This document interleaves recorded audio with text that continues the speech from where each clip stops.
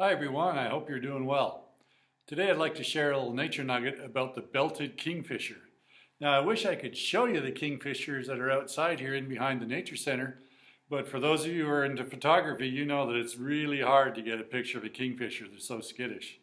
So it'll have to do that we use these stuffed specimens that we have from the nature center. Now the belted kingfishers are kind of interesting. They have this crested head, a big long bill that they use for, you got it, catching fish. Now, it turns out that these plunge divers, so they perch overhead or hover and then they dive down to catch their fish. They like shallow water, so the beaver ponds are their favorite. You sometimes see them along the shoreline of the lake, but they love the beaver ponds with the shallow water. Makes it easier for them to catch their fish. Now, another thing that's interesting about kingfishers is that the female is more brightly colored than the male. So this one here is the female with the extra reddish brown, and the males don't have that. They just have the blue one. So the belted kingfisher, where they get their name, is talking about these belts of color. It's a little different.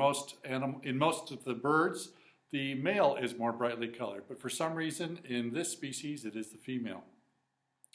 Now the kingfishers that are out in the area here behind the nature center, they've had to go over the years quite a distance to build their nests, because you see their nests are usually a hollow in a sandy bank or a gravel bank somewhere.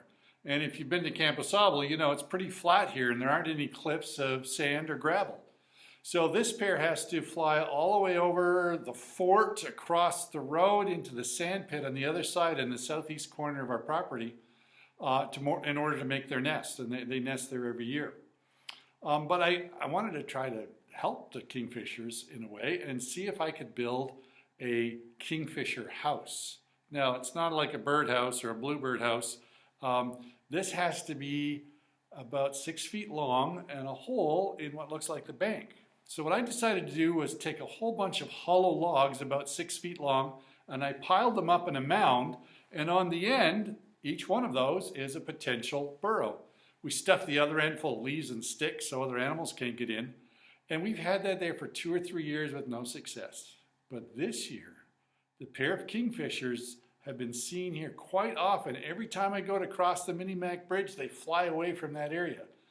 Now, it's located in an area that's kind of hard to see unless you're looking for it, which is my plan because they're so skittish.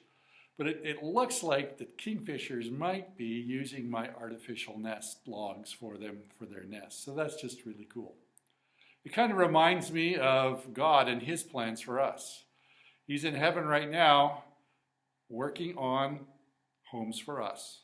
He's making them the way he thinks we want them. And when we go to heaven, they'll be move-in ready. And that's just a cool thing, the way he takes care of us. So when things are going a little tough these days, we've got a lot of problems we're dealing with, remember, God has a much bigger plan, a much better house, and a much better place for us to live someday. I'm looking forward to that. I hope you're there too. Bye.